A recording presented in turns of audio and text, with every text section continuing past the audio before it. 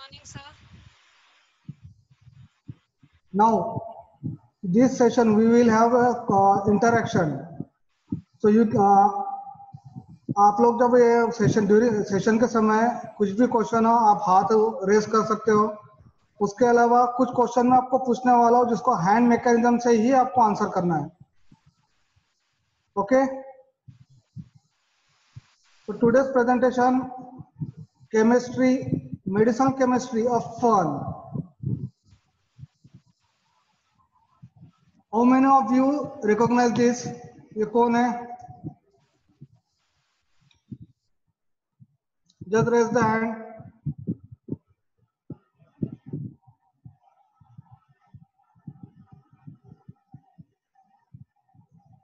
Are you audible? Truth is defined as, सच क्या है? सच वो है जो हर कंडीशन में एक जैसा रहे। अगर वो चेंज हो रहा है तो सच नहीं, वो प्रायोरिटी है। तो मेडिसिनल केमिस्ट्री इजी है, ये मेरे लिए सच है, आपके लिए नहीं। ऐसा क्यों? क्योंकि वो सच नहीं, वो प्रायोरिटी है। तो मेरे लिए चुटकी बजाना, मेडिसिनल केमिस्ट्री चुटकी बजाने जैसा है। ऐसा इसलिए क्योंकि चुटकी बजाने के लिए 3 चीजें जरूरी है। एक थंब, दूसरा मिडल फिंगर और तीसरा कितना प्रेशर देना चाहिए तो आवाज आएगी। उसी तरह से मेडिसिनल केमिस्ट्री के लिए भी यही रूल अप्लाई होता है। सबसे पहला थंब यानी कौन सी रिंग सिस्टम है, कौन से रिंग को क्या बोलते हैं। मिडल फिंगर कौन से फंक्शन ग्रुप को क्या बोलते हैं, और कौन से रूल्स है जिससे मैं उसको याद रख सकूं। तो अगर ये चीजें मेरे दिमाग में फीड हो गई एक बार, तो मुझे पेपर और पेन की कभी जरूरत नहीं पड़ी। From last 16 years I am not using any paper और pen to explain medicinal chemistry to any student. Even I go for lecture without preparation.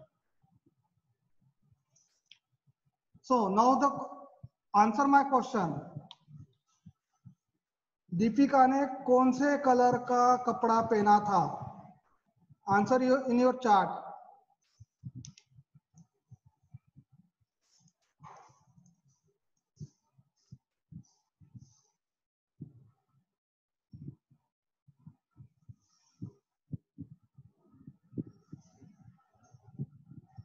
Okay,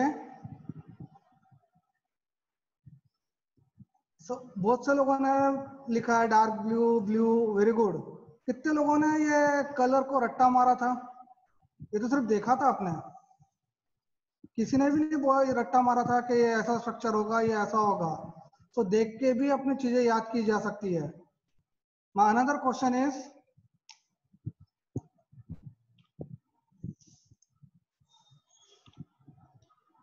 what she where, sari और ड्रेस? ऑप्शन दिए हुए ए और बी, चार्ट में लिखिए।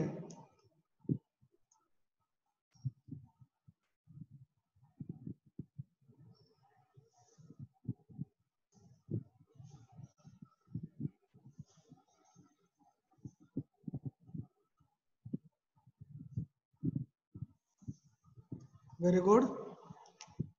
सो do you recognize? सिर्फ आपने photo देखा था, मैंने नाम पूछा था उसका कौन है, मैंने ये नहीं वहां पे उस समय कुछ भी याद नहीं दिलाया था आपको कि इसका कलर पूछने वाला हो या उसने कौन सा कपड़ा पहना था वो पूछने वाला हो, लेकिन आपने देखा था और याद रह गया आपको। तो मेडिसिन केमिस्ट्री भी ऐसा ही है, अगर देख लो तो याद रह जाएगा। So first part, thumb rule, जो चुटकी बजाने जैसा काम है, तो उसमें पहले 3 हिस्से थे। एक था थंब, रिंग सिस्टम क्या है, दूसरा कौन से फंक्शन ग्रुप होते हैं, और तीसरा रूल्स क्या है। तो आज ये तीनों चीजें अपन देख रहे हैं। पहला हिस्सा रिंग सिस्टम। फार्मा अपने जो काम की चीजें है उसमें सबसे ज्यादा जो रिंग सिस्टम्स है वो है पहले साइक्लिक हाइड्रोकार्बन, जिसमें एक भी डबल बॉन्ड नहीं है लेकिन साइक्लिक रिंग है। दूसरा एरोमेटिक रिंग, जिसमें एरोमेटिसिटी प्रेजेंट है। तीसरी साइक्लिक हेट्रोसाइक्लिक, जिसमें कोई डबल बॉन्ड नहीं, फिर से एरोमेटिसिटी खो चुकी है। चौथा एरोमेटिक हेट्रोसाइक्लिक। नेक्स्ट रिंग है फ्यूज रिंग सिस्टम, जिसमें 2 हेट्रोएटम हो या हाइड्रोकार्बन और हेट्रोएटम का फ्यूजन, इस तरह की रिंग सिस्टम। उसके बाद बायसाइक्लो रिंग सिस्टम, और आखिरी में जो है वो है आपका स्पायरो रिंग सिस्टम। ये सभी रिंग सिस्टम अपने को पूरे करियर में, मेडिसिनल केमिस्ट्री के पूरे करियर में अपने को यूज होने वाली है। इसमें सबसे ज्यादा यूज होने वाली पहली 6, पहली 5 that is cyclic, aromatic hydrocarbon, cyclic heterocyclic, aromatic hydrocyclic और fuse ring system. Rarely bicyclo और बहुत ही रेयरली स्पाइरो रिंग सिस्टम अपने को पढ़ना पड़ता है। उसके बाद सेकंड पार्ट है फंक्शनल ग्रुप। फंक्शनल ग्रुप दो टाइप के हैं, एक primary functional group. Primary functional group है ना वो फंक्शनल ग्रुप जो पेरेंट के साथ में उसका नाम जोड़ रहा हो, that is called as primary functional group. जैसे for example my name is Anand Mundada, my parent is Mundada, मैं उसके साथ में आनंद जोड़ रहा हूं तो प्राइमरी आनंद है। So consider this example, parent is pyridine, उसके साथ हाइड्रोक्सिल ये फंक्शनल ग्रुप जुड़ा हुआ है, इसलिए हाइड्रोक्सिल प्राइमरी फंक्शनल ग्रुप जो बन गया तो नाम लिखा जा रहा है पायरिडीन 3-ol।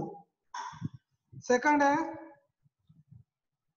सेकेंडरी, जो पेरेंट के साथ नहीं है, जैसे मिस्टर, डॉक्टर, ये सेकेंडरी हो गया, मुंदड़ा के साथ डॉक्टर नहीं जुड़ा हुआ है।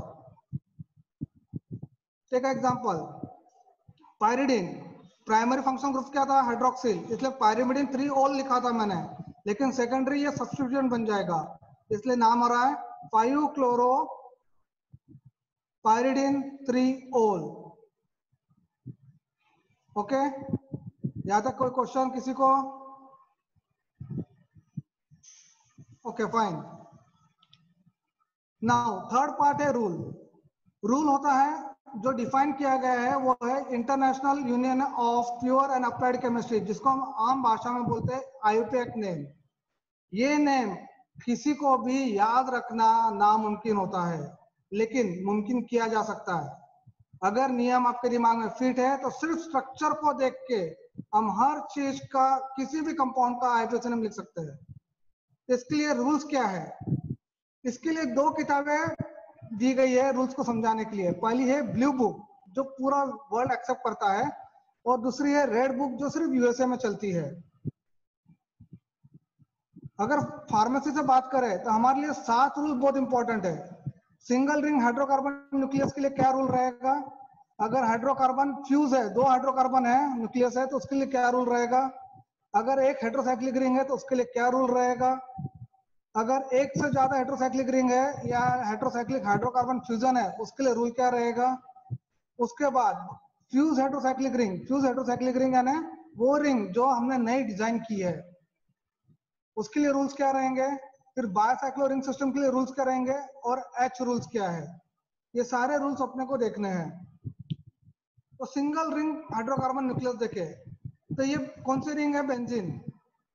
अब इसका अगर स्ट्रक्चर ओपन करके देखे तो सारे कार्बन एक जैसे हैं, हर कार्बन को एक हाइड्रोजन जुड़ा हुआ है, हर कार्बन को एक सिंगल बॉन्ड है, हर कार्बन को एक डबल बॉन्ड है।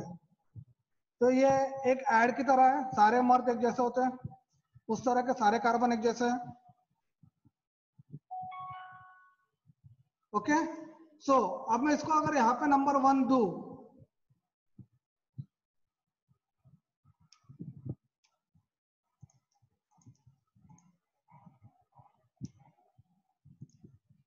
अगर इसको मैं यहाँ नंबर 1 दूं या इसको 1 दूं तो भी चलेगा क्योंकि सारे कार्बन एक जैसे है, इसलिए मैं कहीं पे भी नंबरिंग करूं, शुरुआत करूं तो वो एक जैसे ही होगा। लेकिन अगर इस पे मैंने कोई फंक्शनल ग्रुप लगा दिया और वो प्राइमरी फंक्शनल ग्रुप बन गया तो उसका नंबर उसी कार्बन से चलेगा जहां प्राइमरी फंक्शनल ग्रुप है। उसके बाद मैं क्लॉकवाइज जा सकता हूं नंबरिंग करने के लिए या एंटी क्लॉकवाइज जा सकता हूं।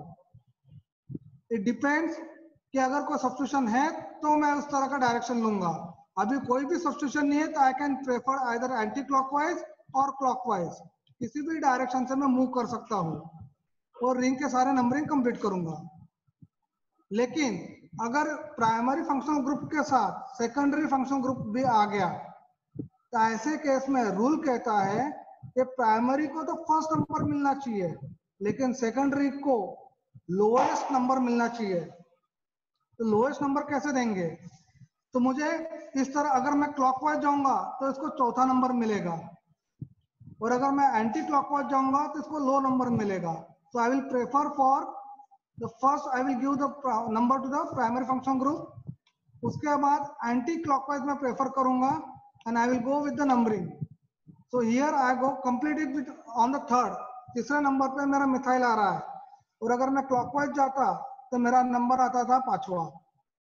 तो रूल ब्रेक हो रहा था क्लॉकवाइज में, एंटी क्लॉकवाइज में रूल ब्रेक नहीं हो रहा है. क्लियर? यहां तक तो ठीक है कि दूर दूर था. सबसे बड़ा प्रॉब्लम चालू होता है, धर्म संकट आता है जब एक जैसे दो सब्स्टिट्यूशन होते हैं.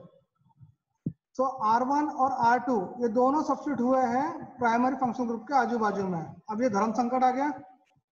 ऐसे केस में हम किसको पहला नंबर दे, R1 को 2 नंबर दे या R2 को 2 नंबर दे? तो संस्कृत में एक श्लोक दिया हुआ है, दुर्जनम प्रथम वंदे. इसका मतलब है कि सबसे पहले शैतान को नमस्कार करो, बाद में भगवान को करो, क्योंकि शैतान ही तुम्हारा बिगाड़ने वाला है. तो प्रायोरिटी गोज विद द शैतान. So in chemistry, the shaitan is electronegative functional groups. So priority rules are, if R1 is electronegative and R2 is electropositive, then the priority will be electronegative is preferred as compared to electropositive. So I am giving one number to my primary functional group, second number will goes to R2, and after that I will go on giving the number, and the sixth number will comes to R2. So the compound will be 2R1 6R2 phenol. Clear? अब electronegative में अगर R1 भी electronegative है, R2 भी electronegative है, तो priority होगी highest electronegativity से. तो फ्लोरीन को सबसे ज्यादा प्रायोरिटी मिलेगी, फिर क्लोरीन, फिर ब्रोमीन और फिर आखिर में आयोडीन. ये रूल्स, सीक्वेंस प्रायोरिटी रूल्स तभी लागू होगा जब डेलिमा कंडीशन है, धर्म संकट आ गया है, तभी लागू होगा. नॉर्मल कंडीशन में ये रूल लागू नहीं होता है. इसके बाद अगर R1 मेरा इलेक्ट्रोपॉजिटिव है और R2 न्यूट्रल है, जैसे इस केस में अमाइनो इलेक्ट्रोपॉजिटिव है और मिथाइल न्यूट्रल है, ऐसे केस में मेरा रूल क्या कहता है, I will go with anti clockwise, क्योंकि इलेक्ट्रोपॉजिटिव को प्रायोरिटी मिलेंगे as compare to neutral compound. So primary function group को मैं नंबर 1 दूंगा, उसके बाद अमाइनो को 2 दूंगा, and I will go on continuing and I will and with the methyl. So the IPC name for this compound will be 2 amino 6 methyl phenol. Now moving here we complete with the single ring hydrocarbon. Anybody has any question, please ask.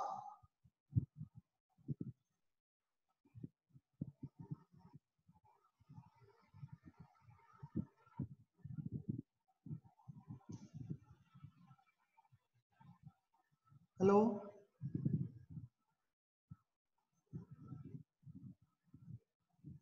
Okay.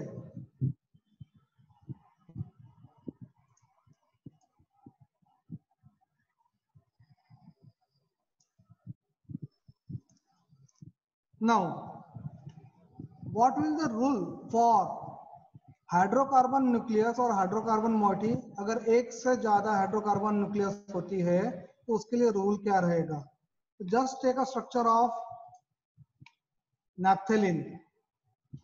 ऐसे case में हमें कोई भी para position से ही numbering start करनी है. जैसे एक ये this is the para position, एक तो हम यहाँ से नंबर स्टार्ट करेंगे, या यहाँ से स्टार्ट करेंगे, या यहाँ से स्टार्ट करेंगे, या यहाँ से स्टार्ट करेंगे. So for our convenience, I am going to label this position as A, B, C या D. तो प्राइमरी फंक्शनल ग्रुप अगर A पे लगा है तो मैं वहां नंबर 1 दूंगा, वो रिंग कंप्लीट करूंगा, B तक नंबरिंग कंप्लीट करूंगा, उसके बाद C पे जाऊंगा और D पे आके खत्म करूंगा. सिमिलरली अगर मेरा प्राइमरी फंक्शनल ग्रुप D पे लगा है तो मैं पहले D को नंबर 1 दूंगा, C तक जाऊंगा, फिर B से नंबर शुरू करूंगा और A पे खत्म करूंगा. क्लियर? सो अगर इसके अलावा पैरा पोजीशन के अलावा मेरा प्राइमरी फंक्शनल ग्रुप अगर मेरा सब्स्टिट्यूशन कहीं पे भी लगा है तो आईपीसी रूल को मैं फॉलो करूंगा। सब्स्टिट्यूशन को लोएस्ट नंबर देना चाहिए, इसलिए मैं सी से शुरू करूंगा, डी पे जाऊंगा, फिर ए से शुरू करूंगा और बी को खत्म करूंगा। तो R1 will occupy second position. Here we ends with the hydrocarbon nucleus having more than one ring. Now moving toward the heterocyclic ring. X is a heteroatom. Heteroatom कोई भी हो सकता है, नाइट्रोजन, सल्फर, ऑक्सीजन। इसको before IPC name, the name were given as for nitrogen as aza, sulphur को थाया, oxygen को ऑक्सा और कार्बन को कार्बा। इसके हिसाब से हेट्रोसाइक्लिक रिंग में रूल ये लगता है, जो प्राइमरी फंक्शन ग्रुप के लिए अपन ने रूल लगाया था, जहां पे भी होगा उसे फर्स्ट नंबर देंगे। उसी तरह से हेट्रोएटम जहां होगा उसे फर्स्ट नंबर ही मिलेगा। उसके अलावा कोई भी सब्स्टिट्यूशन होगा तो उसे वो सेकेंडरी माना जाएगा। इसलिए इस हिसाब से यहाँ पे हेट्रोएटम को फर्स्ट नंबर मिलेगा।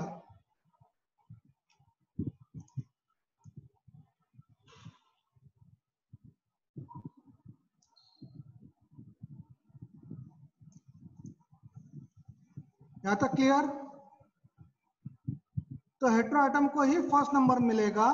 उसके बाद रिंग को कंप्लीट करेंगे आइदर क्लॉकवाइज या एंटी क्लॉकवाइज।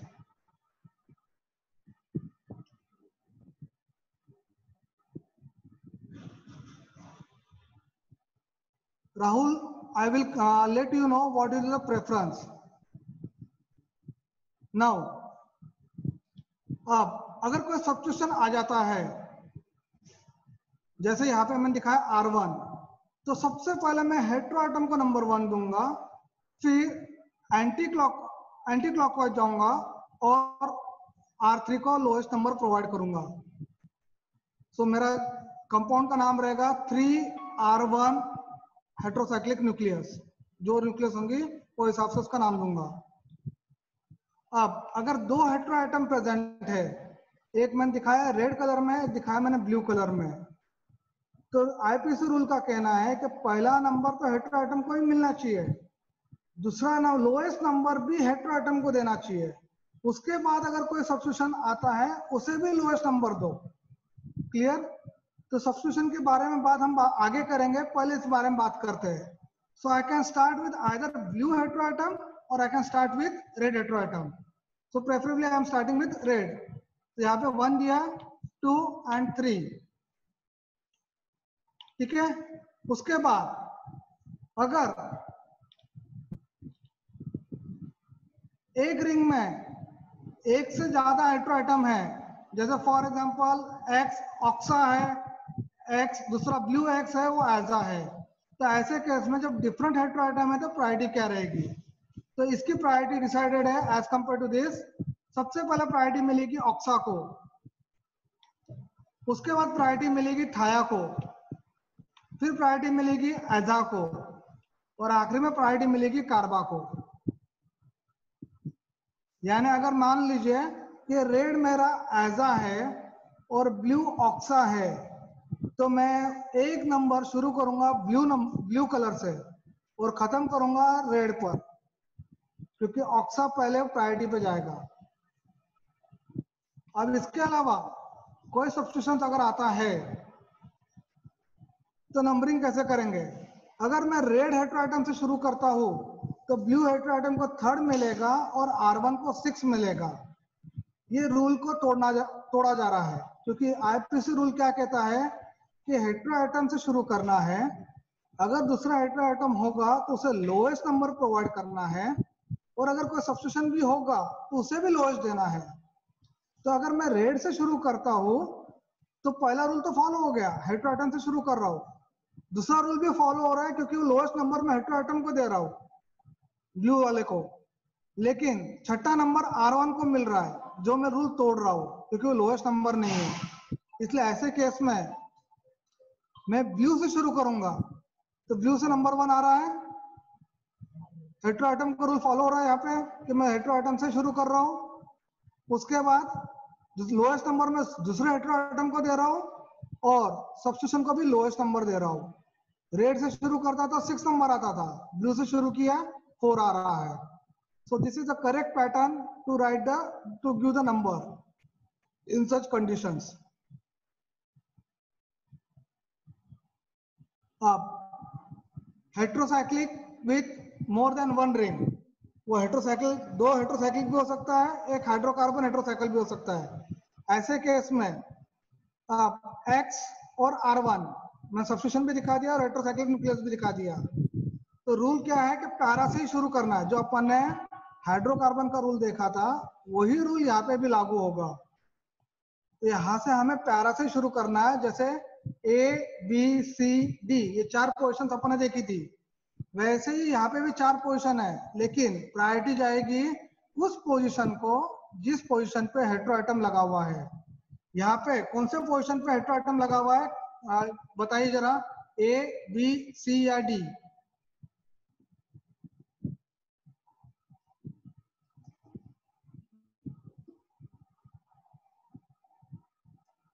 प्रिया बिल्कुल सही लिखा है, बिल्कुल सही।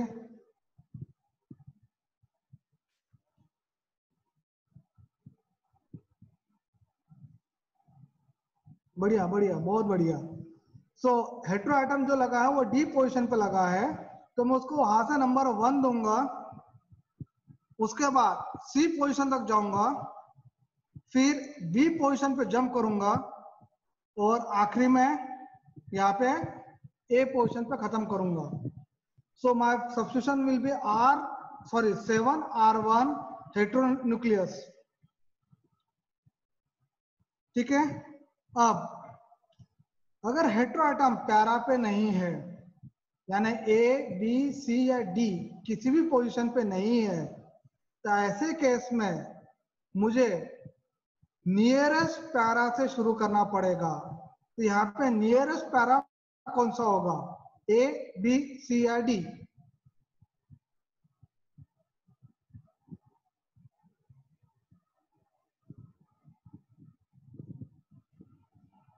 Very good, D. Shraddha Kamte, आपका जो सवाल क्वेश्चन था, सब्स्टिट्यूशन अगर 2 हेटेरो आइटम बी प्रेजेंट हो तो प्रायोरिटी मैटर नहीं करेगी क्या? प्रायोरिटी मैटर करेगी। तो उसमें पैरा पोजीशन पे कौन सा हेटेरो आइटम है वो आपको देखना होगा। फॉर एग्जांपल हेटेरो आइटम थाया है एट दिस पोजीशन और 8वें पोजीशन पे एजा है, तो definitely you are going to follow the priority rules. मैंने पहले कहा प्रायोरिटी रूल तब यूज किया जाएगा जब धर्म संकट आएगा। ठीक है। सो ऐसे केस में एक्स पे हेटेरो आइटम है जो पैरा पे नहीं है, इसलिए नियरेस्ट पैरा जो है वो डी पोजीशन का है, इसलिए मैं वहां पे 1 दूंगा, फिर हेटेरो आइटम को 2 नंबर दूंगा और रिंग कंप्लीट करूंगा। ऐसे रिंग को जहां पे हेटेरो आइटम 2 रिंग सिस्टम है और हेटेरो आइटम कोई भी पैरा पोजीशन पे नहीं है, ऐसे रिंग के आगे आइसो लिखा जाता है। तो आइसोक्विनोलिन, आइसोइंडोल ये नाम आपने सुने हुए हैं, जहाँ पे heteroatom as a second position पे होता है, ना कि पैरा पे होता है। ठीक है। नाउ ये रूल सबसे इंपॉर्टेंट है, एच रूल। बहुत सिंपल रूल है लेकिन बहुत कंफ्यूज करते हैं लोगों को। Okay, I am going to show.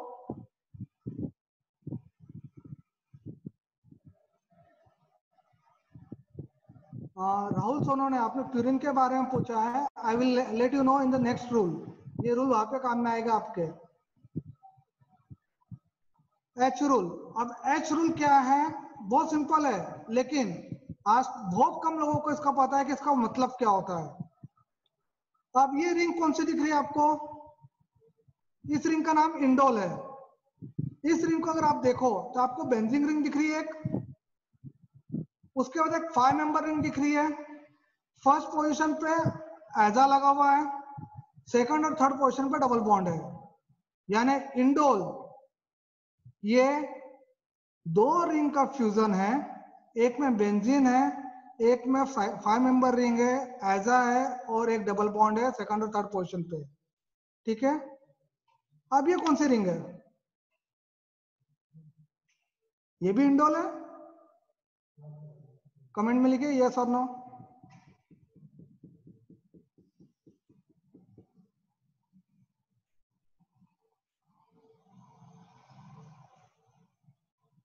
जो पहली रिंग आपको दिखाई है ये इंडोल है।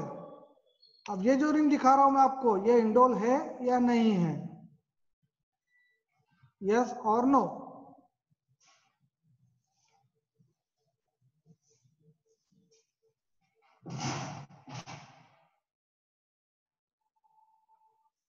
बहुत बढ़िया, सबने यस बोला है। लेकिन दोनों इंडोल में फर्क है। एक इंडोल में सेकंड थर्ड पोजीशन पे डबल बॉन्ड है, एक इंडोल में फर्स्ट सेकंड पोजीशन पे डबल बॉन्ड है। तो ऐसे केस में अगर मैं आपको बोल रहा हूं कि draw the structure of indole, तो अगर आपने पहला वाला इंडोल निकाला है तो ये भी मुझे सही बोलना पड़ेगा, और दूसरा वाला इंडोल निकाला है उसको भी सही बोलना पड़ेगा, क्योंकि दोनों इंडोल है लेकिन दोनों के डबल बॉन्ड अलग है। सो ऐसे केस में इंडोल का नाम लिखते वक्त वी राइट 1H इंडोल। इसका मतलब हम ये बता रहे हैं कि वो फर्स्ट 1H इंडोल, मतलब अगर मैंने आपको पूछा है कि draw the structure of 1H indole, इसका मतलब ये है कि सेकंड और थर्ड पोजीशन का डबल बॉन्ड वाला इंडोल पूछ रहा हूं मैं आपसे। क्लियर? फर्स्ट पोजीशन पे हाइड्रोजन, इसका वो मतलब नहीं है, उसका मतलब है कि दूसरे और तीसरे पोजीशन पे डबल बॉन्ड है।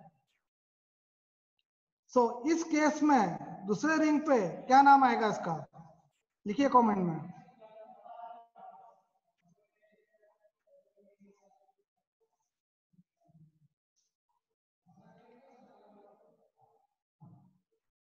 फर्स्ट पोजीशन पे 1H इंडोल का मतलब है कि दूसरे और तीसरे पोजीशन पे डबल बॉन्ड है। दूसरा इंडोल क्या बनेगा? Shraddha, very good. SN, अच्छा voice is breaking, okay fine, now it is audible. SN,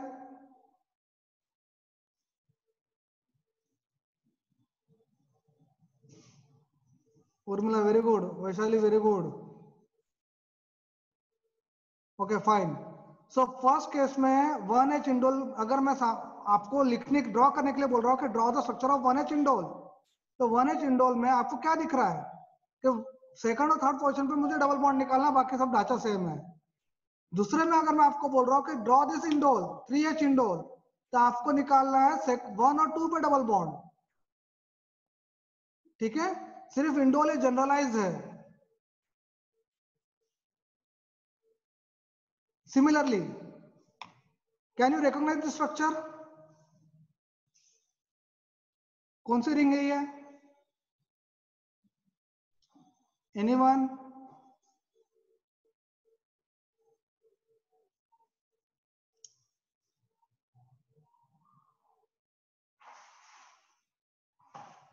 नहीं, चलो ठीक है। This is Benz imidazole, sorry benzodiazepine. अब इसकी नंबरिंग देखो, बेंजोडाइजेपिन में स्ट्रक्चर देखिए, एक बेंजिंग रिंग है और एक 7 मेंबर की रिंग है जिसमें 2 आजा है, एक पहले पोजीशन पे आजा है, एक चौथे पोजीशन पे आजा है। इसके साथ डबल बॉन्ड है, पहले और दूसरे पोजीशन पे डबल बॉन्ड है, चौथे और पांचवें पोजीशन पे डबल बॉन्ड है। क्लियर? सो इसका नाम बन रहा है मेरा 3H14 बेंजोडाइजेपिन। सो इसमें मैं क्या बताना चाह रहा हूं कि मेरा एजेपिन में पहले दूसरे पोजीशन पे डबल बॉन्ड है, चौथे पांचवें पोजीशन पे डबल बॉन्ड है। क्लियर? और पहले और चौथे पोजीशन पे आयजा है, साथ में बेंजीन है, डाई यानी 2 आयजा है, इसलिए मैं लिख रहा हूं 14 बेंजोडाइजेपिन। अब इस न्यूक्लियस को मैं क्या बोलूंगा? 3H14 बेंजोडाइजेपिन ही बोलना चाहिए या कुछ और नया नाम आएगा?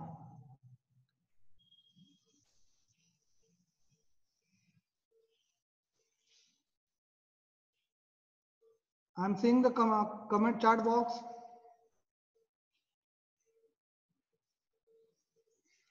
विशाल पाटिल सेम नहीं, सॉरी गलत। सागर बिल्कुल सही, सागर माली बहुत बढ़िया, किशन बढ़िया। अगर मेरे से उम्र का कोई बड़ा होगा तो आई एम सॉरी, हाँ, क्योंकि मुझे मालूम नहीं है। अनीता सॉरी, वन आपने 2,4 बेंजोडाइजेपिन लिखा है जो गलत है, it will be 1,4। Okay, the name will be 1H14 benzodiazepine. इसका मतलब मैं ये बता रहा हूं कि बेंजोडाइजेपिन का डबल बॉन्ड 2 और 3 पोजीशन पे है और 4 और 5 पोजीशन पे है। क्लियर? क्लियर हुआ ये एच रूल? हेलो,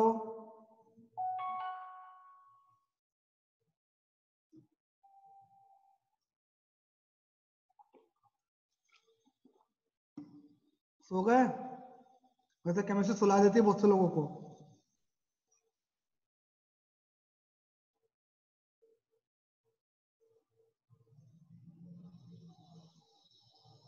ठीक है, before proceeding toward the complicated rule, सबसे बड़ा कॉम्प्लिकेटेड रूल को प्रोसीड करने से पहले मैं आपको एक असाइनमेंट दे रहा हूं। Just close the eyes and imagine benzene. जैसे दीपिका का साड़ी का कलर आपने इमेजिन किया था, वैसे बेंजीन को इमेजिन करें। दिख रहा है आपको सबको बेंजीन?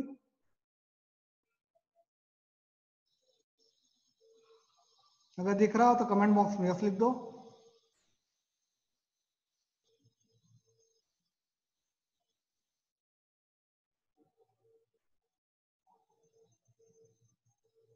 अब आपने कोई पेन लिया, पेपर लिया? नहीं, इसलिए अब मैं इसमें थोड़ा सा मॉडिफिकेशन कर रहा हूं। आपने बेंजीन देख लिया, बेंजीन पे मैं कहीं पे भी एक हाइड्रोक्सिल लगा के फिनॉल बना रहा हूं, तो फिनॉल दिख रहा है आपको?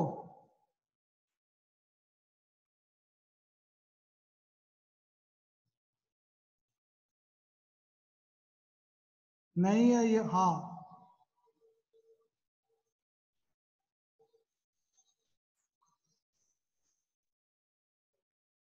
ओके, वो हाइड्रोक्सी हटाओ और वहां पे कार्बोक्सिल लगाओ, तो कौन सा कंपाउंड बनता है? बेंजीन पे मैंने OH लगा के फिनॉल बनाया था, वहां से वो OH हटा दे रहा हूँ और वहां COH लगा रहा हूँ। वेरी गुड, बेंजोइक एसिड, बहुत बढ़िया। दिख गया बेंजोइक एसिड? अब उस बेंजोइक एसिड से जहां पे कार्बोक्सिल ग्रुप लगा है उसके एडजेसेंट कार्बन पे मैं OH लगा रहा हूं, तो कौन सा कंपाउंड बनेगा?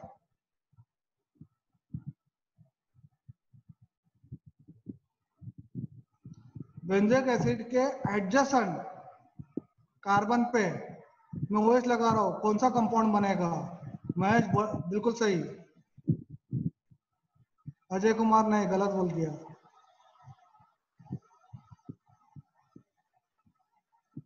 Very good. बेंजीन लिया, उस पर मैंने NH2 लगाया, तो क्या बन गया?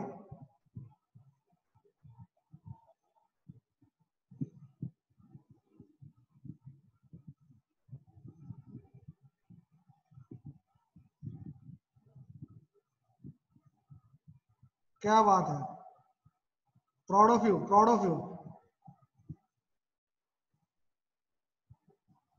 You make me happy, really में यू मेक मी हैप्पी। तो कैन यू रियलाइज नाउ कि सिर्फ देख देख के चीजें याद हो जाती है। तो हम क्या कर सकते हैं? जो टीचर्स है या जो स्टूडेंट्स है, वो टीचर्स जो है वो बच्चों को असाइनमेंट दे सकते हैं। You can refer Remington, page number 402 to 408। वहां सारे रिंग बेसिक रिंग सिस्टम दी हुई है, उसकी नंबरिंग कैसे की जाती है वो दी है। आप बच्चों को जो भी फर्स्ट बार जो मेडिसिनल केमिस्ट्री के लिए आ रहा है, फर्स्ट टाइम जो एक्सपोज हो रहा है, उसे बोलो कि वो सारे जो रिंग है वो एक कार्ड शीट पे ड्रॉ करे, वो कलर यूज करे जो उसका सबसे ज्यादा फेवरेट है, और वो कार्ड शीट जहां वो रेगुलर बैठता है वहां पे चिपका दे। और जब चाय पी रहा है, मोबाइल पे बात कर रहा है, पबजी खेल रहा है, कुछ भी कर रहा है, जब वो पढ़ नहीं रहा, सिर्फ वो चार्ट को देखे, देखे देखे भी चीजें याद हो जाती है। Madhura, I will come back to that. How to remember complicated structure, I will come to that. Remington page number 402. अरे भैया ऐसे स्क्रीन गंदी मत करो.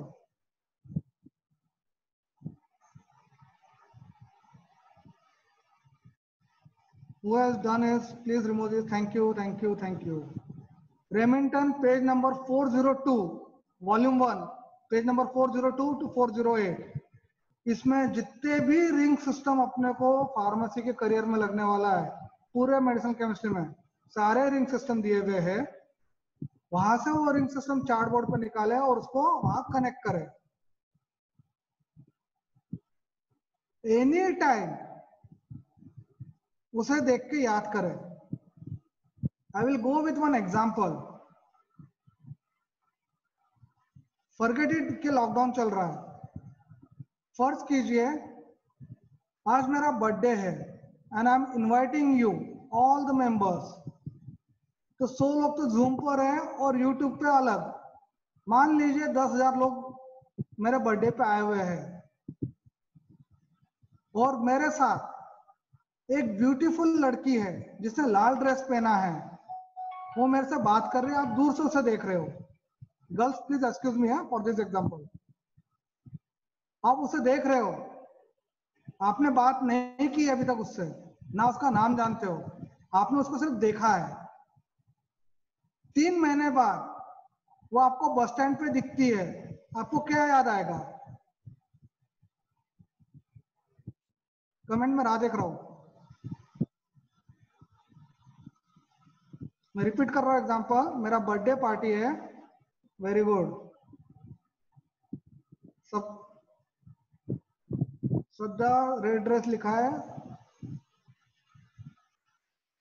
सपना वाले आपने मेरी बर्थडे पार्टी लिखी है. ओके फाइन, कोई प्रॉब्लम नहीं. तो मुझे एक बात बताओ, 10,000 लोग में आपने उसको कैसे पहचान लिया कि वो वही लड़की है? उसका ड्रेस का कलर कैसे देख लिया, याद आ गया आपको? वो इवेंट कैसे याद आ गया? दिन में तो इतने काम करते हो. तो visual power, visual memory is the strongest memory. और ये हम डेली में कर सकते हैं. इसलिए अगर सिर्फ चार्ट बना के भी आपने चिपकाया है, बिना कागज पेन लिए सिर्फ एक बार आपने ड्रॉ करके चिपका दिया है, तो भी आप सिर्फ वो चार्ट को रोज विजिट कर रहे हो, देख रहे हो, याद नहीं कर रहे हो, देख रहे हो, still you are able to recall each and every structure, even the structure of antibiotic, the biggest structure of antibiotic, vancomycin. Okay, so let's come to our rules again.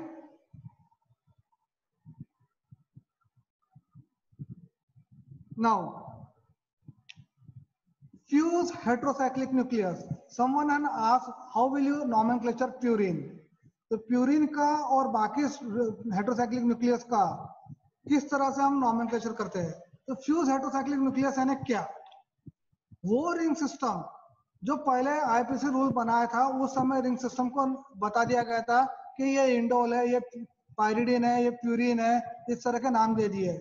उसके बाद हमने नए नए कंपाउंड डिजाइन किए, नए नए hetero item डाले. तब इन हेटेरो आइटम को कैसे नाम करना है, ऐसे रिंग सिस्टम के बारे में हम रूल देख रहे हैं. उसके बाद ये रूल उसके लिए भी है कि वो पेरेंट के साथ या चाइल्ड, ये रिंग कैसे एक दूसरे से जुड़ी हुई है, उसके बारे में बात करने के लिए रूल है. तो ये रूल में सबसे पहले हमारा काम रहेगा, अगर फ्यूज रिंग सिस्टम आती है, अगर किसी को भी यहाँ पे कहीं पे भी दिक्कत आए तो इमीडिएट कमेंट बॉक्स में समझा दीजिएगा. Rahul Sonone, you are asked one question, sir, why certain numbering system is not started from heteroatom like isoquinoline.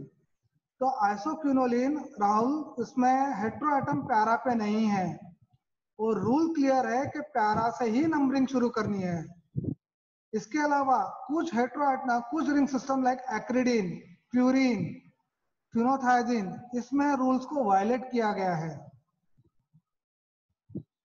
Okay, तो आइसोक्विनोलिन के केस में मैं बोल सकता हूं क्योंकि एज अ सेकंड पोजीशन पे प्रेजेंट है, ना कि फर्स्ट पे, इसलिए आपको पैरा से शुरू करना था. ये रूल है. अच्छा, अब ये रूल समझने में थोड़ी सी दिक्कत हो सकती है, जिसको समझानी है वो कमेंट बॉक्स में इमीडिएट मैसेज कर देना, आई विल गो अगेन। तो रूल है कि सबसे पहले आपको पेरेंट और चाइल्ड को आइडेंटिफाई करना है। उसके बाद जैसे ही पेरेंट और चाइल्ड आइडेंटिफाई हो जाए, चाइल्ड के हर एक एटम को आपको नंबर देना है, ठीक है। तीसरा, पेरेंट के हर एक बॉन्ड को आपको अल्फाबेट देना है।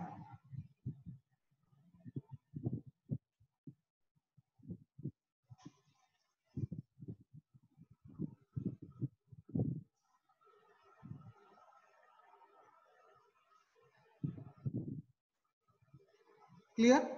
Anita, at the end of session I will let you to speak, क्योंकि आपका क्वेश्चन मैं समझ नहीं पा रहा हूँ।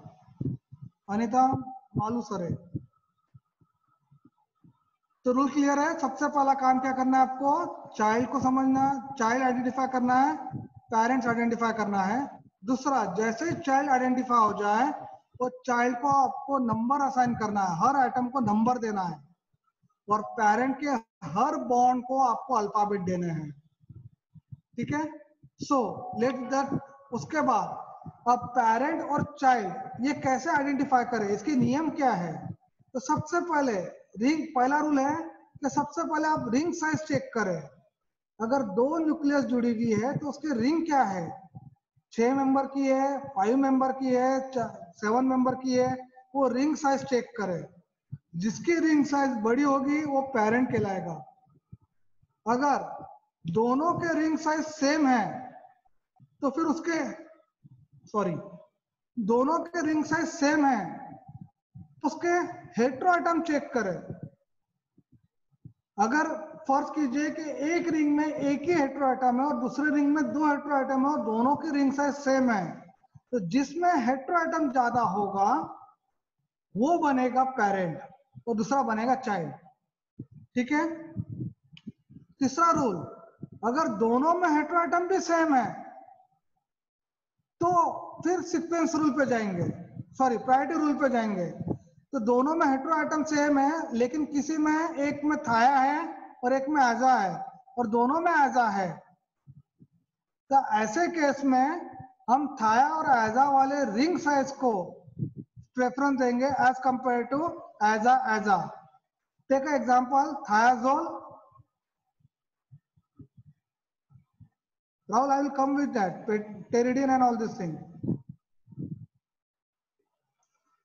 सॉरी, मैं कहा था, okay.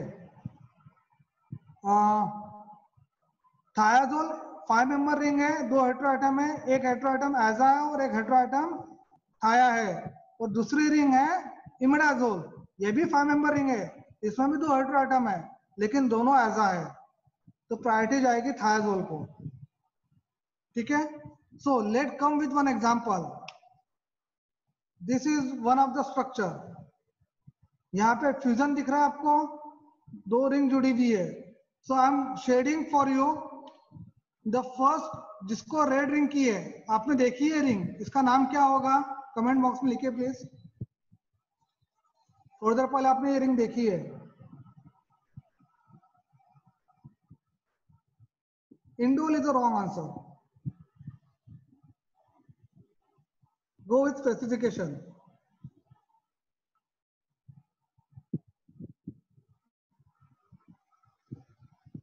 Urmila, very good, 1H indole. So अब ये रेड कलर में जो दिखाया है वो 1H इंडोल है, और अब ब्लू कलर में जो दिखा रहा हो वो पायरिडीन है। So it's a fusion of indole and pyridine. तो इंडोल रिंग को मैंने लाल रखा हुआ है और पायरिडीन रिंग को मैंने ब्लू रखा हुआ है, फ्यूजन के इसको मैंने ब्लैक रखा है, ओके। सो अब इसमें मुझे चूज करना है कि मेरा पेरेंट कौन होगा और चाइल्ड कौन होगा। तो आपके हिसाब से पेरेंट कौन होगा? इंडोल जिसमें 7 एटम है, पायरिडीन जिसमें 6 एटम है। Who is going to become a parent, 1H indole और pyridine?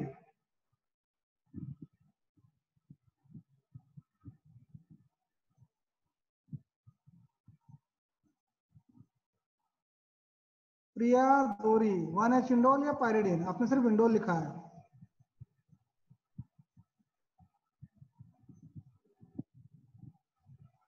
Okay fine. So 1H indole will be my parent. तो रूल क्या कह रहा था? जैसे सबसे पहले मुझे चाइल्ड और पेरेंट को आइडेंटिफाई करना है। क्लियर? हेलो। उसके बाद दूसरा काम क्या था कि मैं पेरेंट के बॉन्ड को नंबर करूंगा और चाइल्ड के अल्फाबेट को नंबर करूंगा।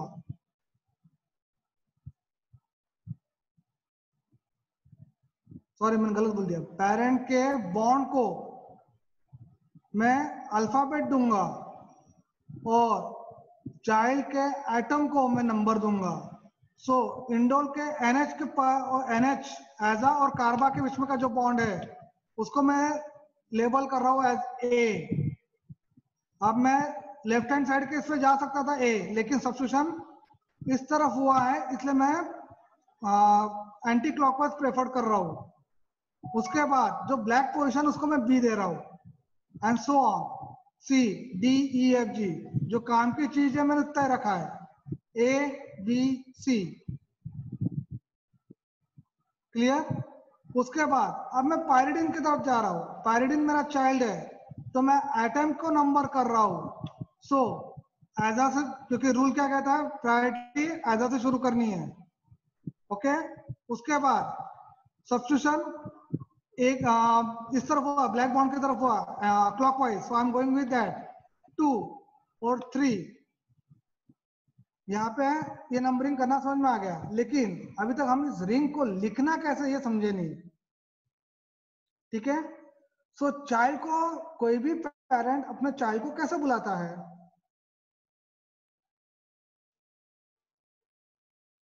Definitely you can not answer, मैं बोल रहा हूं। तो जैसे अपन नाम रखते हैं कोई पंकज, किसी बच्चे का नाम हम पेरेंट ने पंकज रखा है, लेकिन घर पे क्या बोलते हैं? पिंटू, चिकू, गोलू, चुटकी। तो ये प्यार से बुलाना हो गया। सो नाम लिखते वक्त भी प्यार से ही लिखना है आपको। तो सबसे पहले नाम आप लिखोगे चाइल्ड का। चाइल्ड रिंग कौन सी थी? पायरिडीन। तो आप कैसे बुलाते हो ऐसे लिखोगे पायरिडो। जैसे पिंटू वैसे पायरिडो। उसके बाद पायरिडो पेरेंट से कौन से रिंग से जुड़ा हुआ है? सेकंड पोजीशन और थर्ड पोजीशन से, इसलिए स्क्वायर ब्रैकेट। फिर कहां से जुड़ा उसका नंबर 2 कॉमा 3। पेरेंट के कौन से बॉन्ड से जुड़ा हुआ है? माइनस स्लैश देके बी ब्रैकेट क्लोज और आखिरी में पेरेंट का नाम indole. Clear?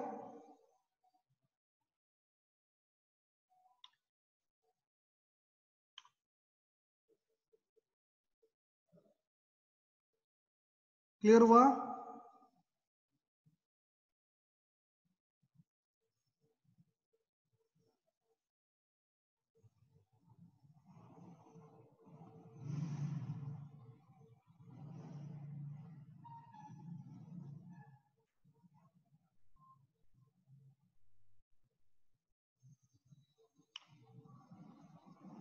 So thank you. I was expecting कि आप लोग को दिक्कत जाएगी, इसलिए मैं थोड़ा सा सेशन रखा था 2 घंटे के लिए, लेकिन मुझे नहीं लगा आप इतने स्मार्ट हो। आपने 1 घंटे में कवर करवा लिया सब। अपने 1 घंटे का डाटा बचा लिया आपने आपके ज्ञान से। So Mugdha, I request you to open the session for question and answer.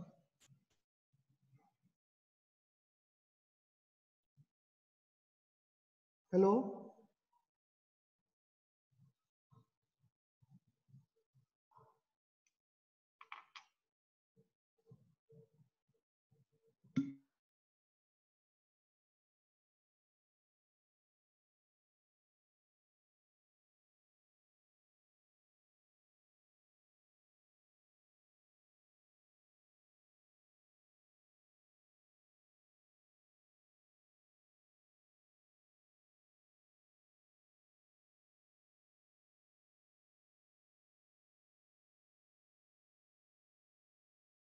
दोन रूम दिल्या मोठे भरपूर